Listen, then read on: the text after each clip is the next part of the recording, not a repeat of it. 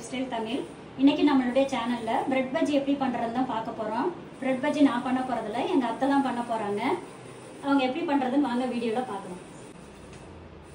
நான் இன்னைக்கு பிரெட் பஜ்ஜி செய்ய பஜ்ஜி மாவு, சக்தி பஜ்ஜி மாவு தான் எடுத்திருக்கேன். ஒரு கப்பு சக்தி பஜ்ஜி மாவு, இட்லி மாவு இருந்தால் ஒரு சின்ன கிண்ணி அளவு எடுத்துக்கணும்.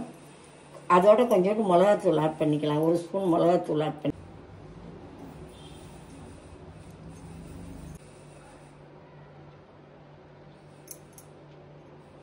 இதோட மிளகாத்தூள் ஒரு ஸ்பூன் போட்டு நல்லா கலந்துக்கணும். ஆன அளவு தண்ணி ஊற்றி நமக்கு எந்த அளவுக்கு பஜ்ஜி மாவு கலக்கணுமோ அந்த அளவுக்கு கலந்துக்கணும்.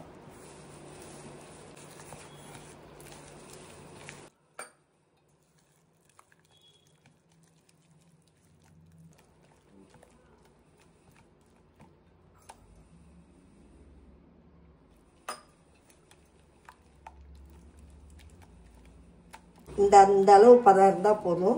பிரெட் பஜ்ஜிக்கு இந்த அளவுக்கு எடுத்துக்கோங்க. வாழைக்காய் பஜ்ஜி தான் போடுவாங்க பெரும்பாலும். இப்போ வெங்காய பஜ்ஜி, பிரெட் பஜ்ஜி, உருளைக்கிழங்கு பஜ்ஜி, கத்திரிக்காய் பஜ்ஜி, எந்த பஜ்ஜி வேணாலும் போடலாம். இந்த பிரெட் பஜ்ஜி சின்ன குழந்தைங்கள்லேருந்து பெரியவங்க வரையில் எல்லாத்துக்குமே பிடிக்கும். சாயந்தர நேரம் ஸ்கூல் விட்டு வந்து போட்டு கொடுத்தா குழந்தைங்க விரும்பி சாப்பிடுவாங்க.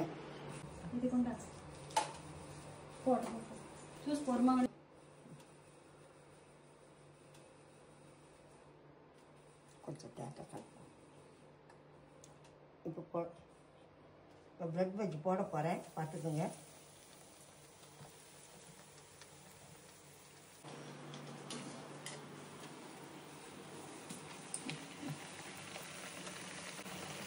அது பாருங்கள், நல்லா உப்பி வரும். பிரெட் பஜ்ஜி பார்க்கறதுக்கே அழகாக இருக்கும்.